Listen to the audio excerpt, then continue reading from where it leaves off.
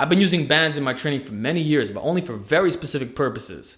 In this video, I'll explain exactly what that is so that you too can optimize your results. So the first thing I'll say is that I don't really do band only main movements. Rather, it's mixed in with the straight weight. So for a horizontal push, I'm not gonna take a band, put it behind my body and start pressing like this as if it's a cable press. No, I'm going to lie down on the flat bench, attach the band from the power rack to the barbell, and lift heavy in that way. This way I can do double minis, double monsters, double lights, basically everything you've seen me do right now.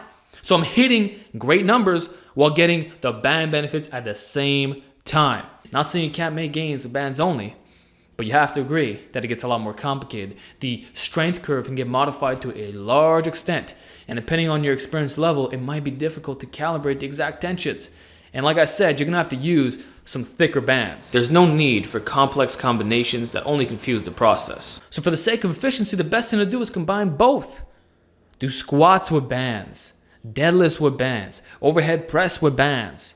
Definitely the smartest way to use them for main exercises. And that's the key point I'm trying to stress here. So what about the accessories? What about stuff you do on the side? Well, that's where I tend to do band only stuff. Like cable rows. I think it's a phenomenal movement. And yeah, you can actually make it quite challenging in that way.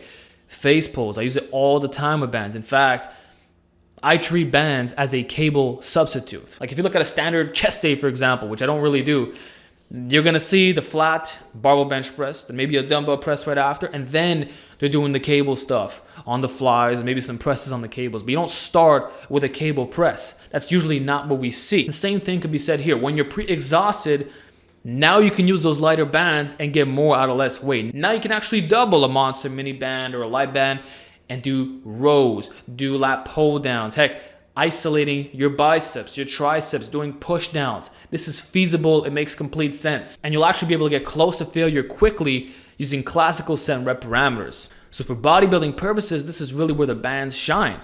You do it after the main stuff while providing extra variety to your program. So besides that, there's one final thing that I use them for, which is connective tissue work and warm-ups, or just stretching type exercises in general. So for the connective tissue, I might take a band, put on top of a power rack, and start doing very high repetitions. I made a full video on this topic called the elbow pain solution. But that's an excellent way of staying injury-free. High volume active recovery, that's what we're talking about here. The ability to perform exercises like skull crushers and not experience elbow pain. The concept of treating areas that might feel a little bit banged up. Doing some shoulder rotations with the band like Donnie Thompson showcases in his protocol. All these things are beneficial for your long-term care, which if you're a real lifter, you care about your longevity. You don't want to get snapped up within the first 5 years. Not saying that excluding connective tissue work does that, but including it is optimal. Then there's the warm-up element. You can start off with the bands.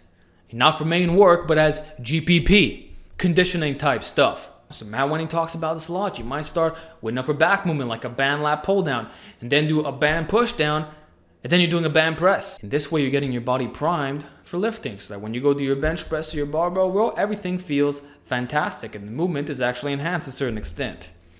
And the whole point behind that is also injury prevention. So those are the two main uses that I see in that regard. Then there's also your standard stretching and band dislocations, band pull apart, stuff like that. So it's all prehab in a sense. You're preventing injuries before they even arrive, while actually possibly treating areas that might be affected right now. So you see how this all blends in perfectly together? We're mixing in the bands and the straight weight. This way nothing is neglected and the movement is actually enhanced while doing so in a very feasible and time-proven way. Then we're attacking it for accessories and just high volume bodybuilding work, so we get bigger in that process. We reduce injuries, and we can use them in a way that requires lighter tensions, less headaches, less stress. You don't have to double up all kinds of bands. I use the super thick ones. And then there's just the whole injury prevention element to all this, which is all synergistic, by the way. Every single point that I made, they go together and making sure that your body's healthy long term. So that's how I use bands. I don't do band only workouts. That's pretty common for home workouts nowadays because people are stuck doing that. But I can guarantee you that if they had access to some free weights, they would mix that in with the bands. Because deep down inside, you already know that this is a better way to train. So I'm telling you right now, I've been using bands for a good 5 years now. I never do band only workouts. If I'm doing that, that's connective tissue work only, or I want to help you guys out who are limited in equipment. Other than that, I'm mixing both.